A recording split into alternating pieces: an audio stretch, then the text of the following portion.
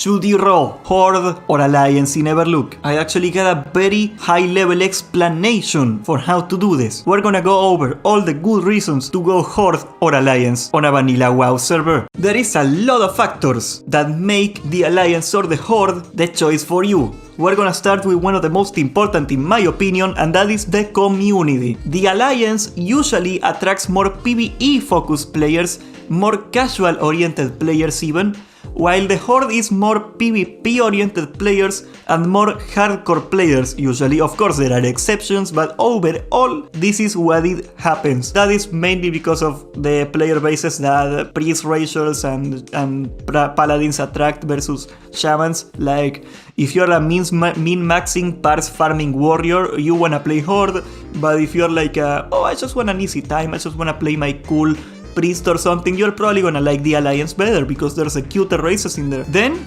you have a big one: Paladins, Shamans.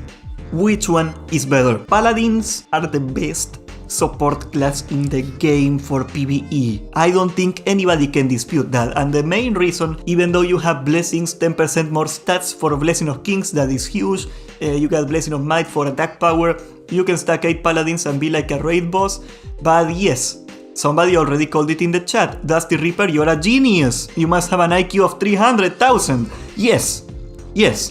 The Blessing of Salvation is the best PvE buff in the game. You can reduce the threat generated of a person that gets the buff, you can select who gets it, 30%. In the Alliance, tanks have a 30% threat advantage to everybody else. Basically, it doesn't matter how much DPS you got, it doesn't matter how many Wind Fury crits you got that you can hit everything you want. You cannot hit everything you want, because you're gonna pull aggro. Yes, if you are playing Horde, you have to actively limit yourself and how you play to keep up with the tank's aggro. This only becomes a bigger and bigger problem as time goes on, especially when you get fire mages. Fire mages are a lot weaker in the Horde because of that, and you are very limited. But even then, Wind Fury. You get free auto attacks when you're playing a melee. What kind of person wouldn't like a Wind Fury? Of course I'm gonna play Horde. Like, come on, I wanna play a warrior. I don't wanna be like, oh, am I gonna get my blessing? No, I wanna Wind Fury. I wanna do like boom and boom and boom, boom. That's it. That's all I wanna. That's what I wanna do. I'm gonna go Horde for that and on. But okay, questing, I don't think you can actually contest this either. Questing as Alliance is a lot easier than as Horde. The behind the scenes story for this is that the Alliance zones got developed first, and they basically ran out of time to put Horde quests. So like they didn't get as much development time. And as such, the Horde leveling experience through questing is not smooth at all. It is very poorly designed, there is not nearly enough quests, it is not too great. The zones are not very well made either. But, and this is the counter offer, if you're playing Horde boys, leveling in dungeons, as I explained you many times, is a chillion, quadrillion, billion times better. And that is because of your ease of access to the Scarlet Monastery, the best leveling bracket in the game. Farming Scarlet Monastery is as efficient or even better perhaps with a good group than questing. Yes, even with Life's Hope values, if you have a perfect group with spell cleaving, you are still going to be leveling faster than most people questing. Of course, speedrunners are gonna beat you, but that's a given. Another important point, in the first 2 tiers, Molten Core, Blackwing Lair, it is a lot, and I mean a lot more convenient to raid as Alliance than Horde. And that is for one reason and one reason only. Ironforge, the capital of the Alliance, is damn next to the zone that you go to the Blackrock Mountain, the Burning Steppes. You can just fly to Thorium Point in Sirium Gorge and be in the raid in like a few minutes. Otherwise, the Horde, what they have to resort to do is either teleport to the Undercity and fly half the continent away to the Burning Steppes, or at the best case scenario, they gotta have a Hearthstone to Kargat. And there's actually a thriving industry of warlocks selling summons to Kargat.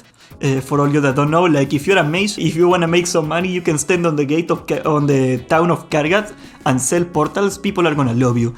Yeah, that's a little life hack for you. Hearthstone of Kargat, GG. Yeah, pretty much it sucks. Okay, it sucks. I cannot sweeten it for you. The reality is The first 2 tiers as Horde, raiding there it kinda sucks really bad. Let's talk about class specifics. If you are playing a priest, Dwarf is the best race for a priest in the game. And that is because they have a racial called Fear Ward. Fear Ward is broken as all hell. You can make somebody immune to fear, and that makes it so your tank or whatever important party member will not get feared and kill your entire raid. Of course, you have Tremor Totem in the Horde. It is not nearly as good because it ticks every 4 seconds, I believe, and 4 seconds for getting your tank CC'd is a long time. So yes, the Alliance is even better at that. If you are talking PvP, the Horde is infinitely stronger than the Alliance racial-wise because you have the 25% stun resist of orcs. You can also get a Prot Warrior talent that makes you 25% more stun resistant. It's multiplicative, so it's like 30% in total, but okay, it is really hard. It is really hard to stun an Orc Warrior in PvP, okay? And you have, of course, Will of the Forsaken, perhaps the most broken PvP racial in history of the game. You can pop it and you're immune to Fear, Sleep, and Charm. And according to social media influencer Tips Out, also ships. No, you cannot. It doesn't work that way, but still, it is a very strong racial. It makes Alliance Warlocks pretty much worthless, and that's another one. If you want to play a Warlock in PvP, Alliance sucks ass. Do not go Alliance, because you're gonna try to kill Undead, and they are gonna pop the racial, they are gonna pop Will of the Forsaken, and you're gonna die. You're gonna be worthless, okay? If you wanna play a Warlock, go Horde. PvE racials, melee-wise, are the same, in the Alliance as the Horde. Because in the Horde you have the Orc racial Axe specialization, and you have the Troll racial Berserking. We're gonna talk about that in a second. And in the Alliance you have Mace and Sword specialization from humans. So if you wanna play a human warrior or an Orc warrior, they are about the same. There's a lot of good swords and good axes in the game. You're gonna be about fine. Of course, if you wanna PvP, this doesn't count. This is just for PvE because weapon skill does not affect PvP. Regarding trolls, there are items in the game. You can get daggers in Dire Mold that give you dagger skill, and you can also get gloves in Molten Core that give you dagger skill. And if you're playing a tank, there's a lot of good daggers early on to tank, for example.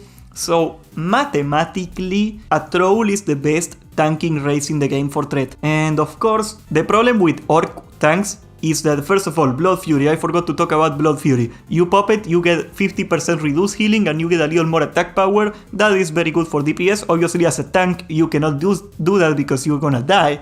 You cannot Mortal Strike yourself and leave. That doesn't happen. Oh, I left my WhatsApp open. Let me close that right away. But if you have a dagger, and again, daggers are very good for tanking early on because daggers are usually very fast, and that's what you want as a tank. And you're gonna have a lot of rage anyway if you're getting hit by the boss early on because you don't have any gear for mitigation or anything like that. You're gonna be spamming Heroic Strike a lot. Yes, trolls are actually better than humans. But aside from that, later on in the game, when daggers are not as good, humans are actually better tanks for threat. And the reason is nothing else that there simply isn't a lot of good access for tanking. As a matter of fact, there are very few access for tanking, period. And as such, orcs kinda fall off. Okay, if you wanna play a caster, this is again another complicated one. Gnomes have a 5% intellect. 5% intellect is very strong, because it multiplies of your total intellect in vanilla rather than base intellect as in later expansions, and intellect is one of the best stats in the game. You get a lot of crit for free, you get a lot of money for free, you're very strong. You're very strong. The counterpart to the Horde is the Troll. The Troll has Berserking. It gets a little bit of haste, it works for melee and for casting, so in short fights the Troll is theoretically a little better, overall the Gnome is just better, and yeah, it's about even, okay? If you're willing to play a Troll, and the problem with that, I hate Gnomes and I hate Trolls. I do not like how they look, and as such it is very hard for me to play a caster in Vanilla WoW. If I'm being quite honest, it is very hard for me to min-max a caster in Vanilla WoW. If you're playing a Warlock, Orcs get a 5% pet damage racial. So Warlocks are not half bad if you're an Orc. Yeah, you can try Warlocks. They are very underrated. Any Troll players in the chat? Gian, you're on T-Nice. You don't want to get banned, do you? Okay, I'm kidding. What else do we got in the list? I made a list, I know what I try hard. Conclusion. What is the most important factor when I am playing and I choose a faction? What is my most vital reason to pick a faction?